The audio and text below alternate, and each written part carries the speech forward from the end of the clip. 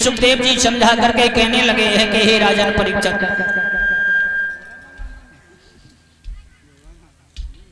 जब जब इस पृथ्वी पर अत्याचार हुआ है और तब तब भगवान का अवतार हुआ है।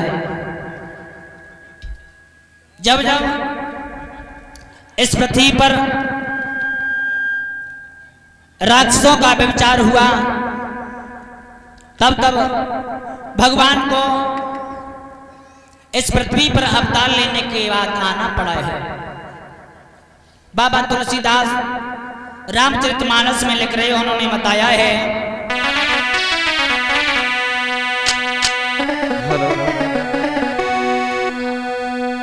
कि जब जब हुए धर्म की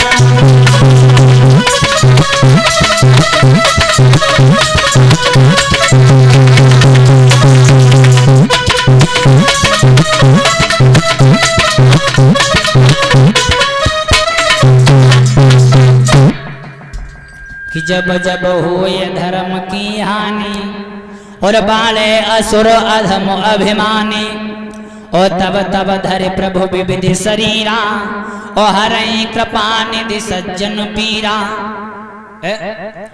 जब जब इस पृथ्वी पर अत्याचार हुआ तब तब भगवान का अवतार हुआ है। श्री सुखदेव जी कहने लगे हैं कि हे राजन परीक्षित, अब आइए देखते हैं त्रेता युग में बताया जाता है कि भगवान मर्यादा पुरुषोत्तम श्री राम का अवतार हुआ है। लेकिन महाराज अवतार तो हुआ, क्यों हुआ, काय को हुआ, कब हुआ, कैसे हुआ है? श्री सुखदेव जी समझा करके कहने लगे हैं कि हे राजन परीक्षित,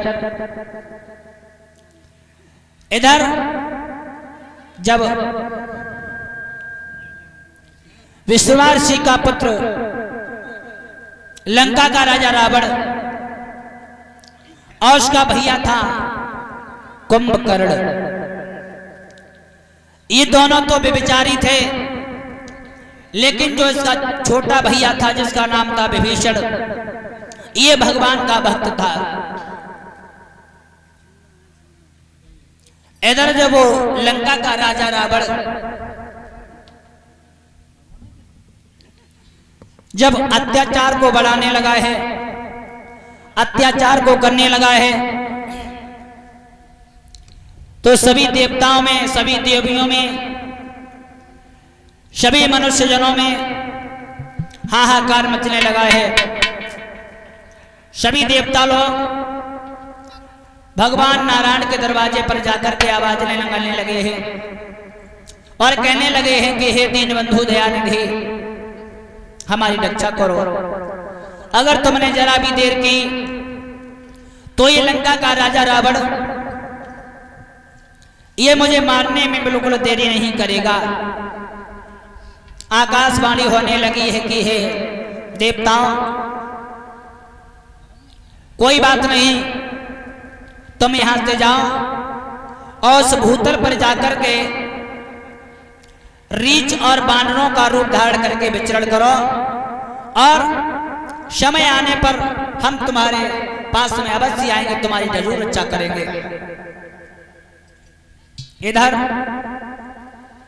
सभी देवता लोग भूतल पे आकर के राक्षस रीछ और बानर का रूप बना करके विचरने लगे हैं। और इधर बताया जाता है कि भगवान का अवतार एक बार नहीं अनेक बार हुआ है। क्यों हुआ है? तो श्री सुखदेव जी कहने लगे हैं कि हे राजन परीक्षित, एक दिन की बात थी, देवर्षि नारद भगवान की तपस्या करने के लिए जब एक जंगल में जाकर के तपस्या करने लगे हैं, तो इधर देवताओं के राजा इंद्र ने देखा कि देवर्षि नारद भगवान की तपस्या को कर रहे हैं। बोले क्यों कर रहे हैं? हो सकता है अगर इनकी तपस्या सफल हो गई तो हमारे इंद्रासन को ये छीन सकते हैं। आज देवराज इंद्र ने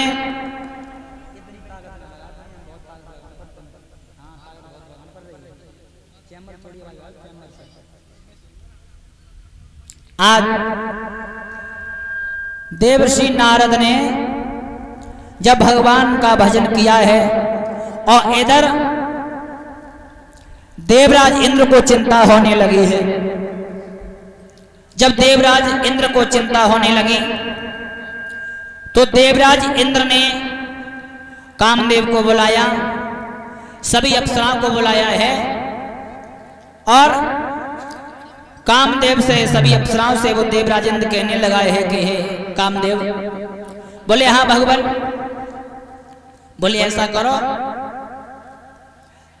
ब्रह्मापुत्र देवर्षि नारद जंगल में भगवान का भजन कर रहे हैं, तुम अप्सरा को साथ में लेकर के जाओ और उनकी समाधि को तोड़वाओ। कामदेव ने देर नहीं की, अप्सरा को साथ में लिया और अप्सरा को साथ में लेने के बाद कामदेव चलाए हैं और कामदेव चल करके अपनी माया को फैलाने लगा है।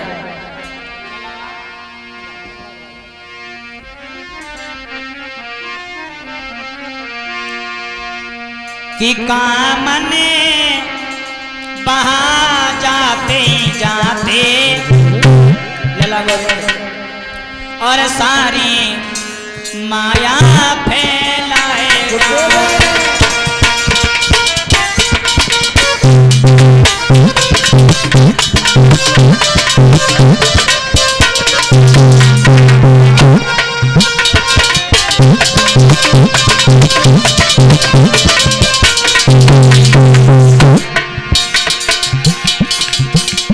कामदेव वहां से चला और जहां पर देवर्षि नारद भजन कर रहे थे अपनी माया को फैलाने लगा है।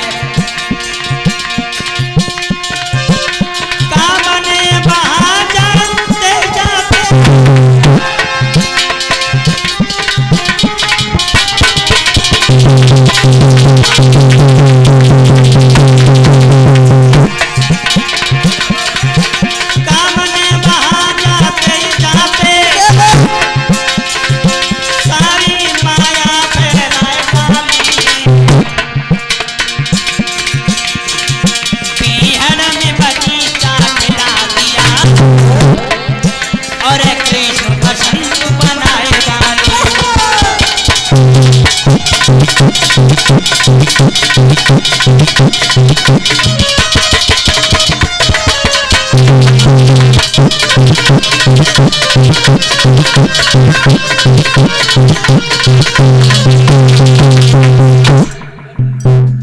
कामदेव चला और चलकर के सारी माया को फैलाने लगा है। बीहड़ वन में बगीचे को खिला दिया है? चारों तरफ क्यारी नजर आ रही है, चारों तरफ भमरे किलोले कर रहे हैं। इधर जब कामदेव देवर्षि नारद की उस तपस्या को भंग करवाने के लिए सारे प्रयास कर रहा है, लेकिन देवर्षि नारद की तपस्या को भंग नहीं करवा पाया है। अप्सराओं ने अपनी सारी ताकत लगाई, लेकिन देवर्षि नारद की समाधि को नहीं खुलवा पाया। जब देवर्षि नारद की समाधि को नहीं खुलवा पाया है, अब कामदेव लाचार होने लगा है। लाचार होकर के बैठ गया वहीं पर। जब कुछ समय बाद देवर्षि नारद की उस समाधि को खुली है, तो दोनों हाथों को जोड़ करके कामदेव कहने लगा है कि हे प्रभु, क्रोध में आकर के तो मुझे श्राप मत दे देना, मेरा कोई दोष नहीं है, मुझे देवराजेंद्र ने भेजा था।